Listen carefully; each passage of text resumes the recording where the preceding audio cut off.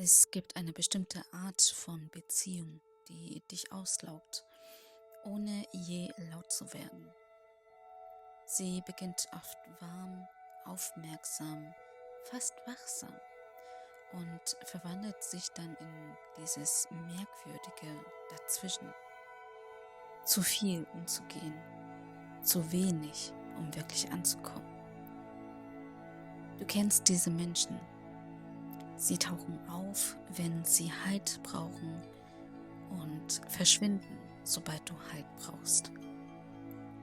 Sie melden sich gerade genug, um nicht vollkommen abwesend zu wirken, aber nie genug, um dich wirklich zu wählen.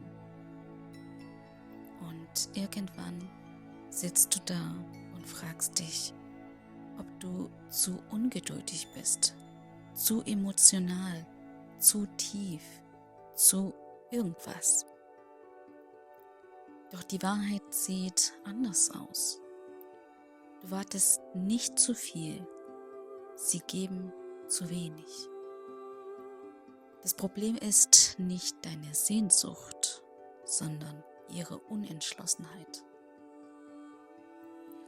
Ihr Kampf mit Nähe, ihr Versuch, warm zu bleiben, obwohl sie kalte Räume gewohnt sind. Menschen, die dich halb wählen, geben dir niemals ein Nein. Sie geben dir nur ein später, ein leises Ich bin noch nicht so weit, das sie nicht einmal aussprechen. Du sollst es zwischen den Zeilen spüren. Und das ist der Moment, an dem sich etwas in dir verändert. Nicht abrupt, nicht dramatisch. Es ist mehr wie ein inneres Aufstehen. Du merkst, dass Warten nicht loyal ist, wenn der andere nicht einmal losläuft. Du merkst, dass Hoffnung kein Zuhause ist, wenn der andere ständig vor der Tür steht, aber nie reinkommt. Und dann passiert etwas, das sich erst hart anfühlt, aber eigentlich Befreiung ist. Du hörst auf, halbe Liebe zu interpretieren und beginnst ganze Liebe zu verlangen.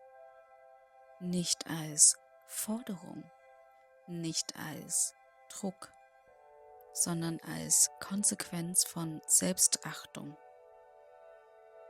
Du willst jemanden, der sich nicht zurückhält, weil du echt bist.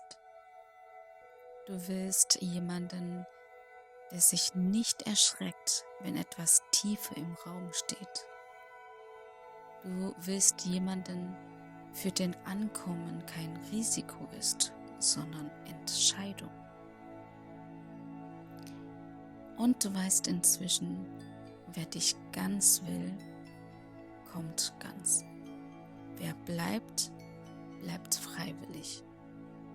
Wer fühlt, zeigt es. Und wer dich sieht, muss dich nicht anwärmen. Er bringt eigene Wärme mit. Und das ist der Punkt, an dem Warten endet und Wert beginnt.